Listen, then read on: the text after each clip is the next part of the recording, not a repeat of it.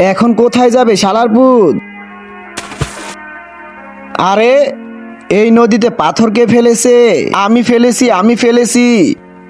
আরে বাপরে ভাই, এই নদীতে জলপারা আছে, চলো আমরা তাকে ডাকি। আরে না, মেরে ফেলবে। আরে আমি ডাকতেছি। এই নদীতে পাথর কে ফেলেছে? ও ফেলেছে। আরে দাঁড়াও, আরে তুমি তো জলপারা মানুষের ইচ্ছা পূরণ করো, তো লোকেদের জানে মারো কেন? আগে আমি ইচ্ছাই পূরণ করতাম। একদিন এক বুড়ো লোক আমাকে কসম দিয়েছে যে কেউ আমাকে ডাকবে আমি তাকে মেরে ফেলবো। তো এটার কোনো সমাধান নেই। সমাধান আছে যদি ওই বুড়ো লোক আমার কাছ থেকে কসম উঠিয়ে নেয়। আমি এখনই আসতেছি।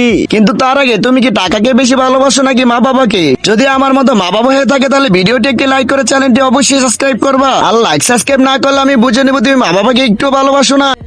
ওই জলপাড়া এখনো আমার ইচ্ছা পূরণ করেনি। ওই তো বুড়া। ওই দাদু, তুমি কি ওই জলপাড়ার কাছে মানুষ মারার ইচ্ছা চেয়েছিলে? হ্যাঁ, আমি ওই শালার কাছে একটি যুবতী মেয়ে চেয়েছিলাম, আর শালা তো বুড়ো মহিলা দেয়।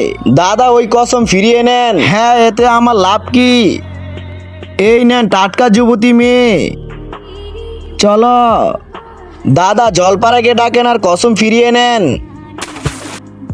এই নদীতে পাথর কে ফেলেছে? ওই দাদা। আরে দাদা।